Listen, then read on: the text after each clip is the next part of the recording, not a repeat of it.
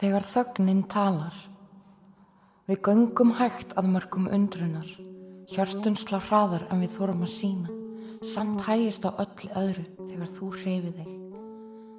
Þú gengur eins og rigning í ljósaskiptum og allt í kringum þig hlustar. Rautt hár fangar ljósið eins og eldur dansandi í sinu. Það logar ekki bara, það leiðir. Þú skapar og heimurinn staldrar. Fingur þínir, blettaðir af lími og lit, klippa tilveruna í brot og raða þeim saman af öryggi sem aðeins draumfarar þekkja. Þú býrð til nýjan heim úr engu, í því engu fæ ég að dvelja. Við erum tvö. Nærvera þín fyllir mig, reiði deyr, sorg hverfur.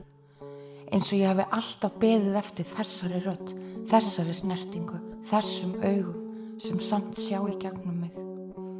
Við þurfum ekki orð svo ég sjái að þú hefur gengið í gegnum storm sem myndi buga flesta.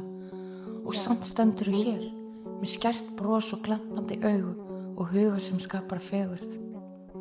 Þú brosir og það kviknar ljós sem ég vissi ekki hefði slokknað. Við snertingu kviknar eitthvað sem engin orð fá lýst. Minningar fæðast, möguleg framtíð sem mig langar að kanna. Þú snertir mig eins og eitthvað dýrmætt og ég held utan þig eins og kraftaverk sem heimurinn má ekki ræna. Í hverju augnabliki býr bæði löngun og lotning. Í hverju augnabliki býr bæði löngun og varkárni, því við vitum ekki allt sem logar brennur að eilífu.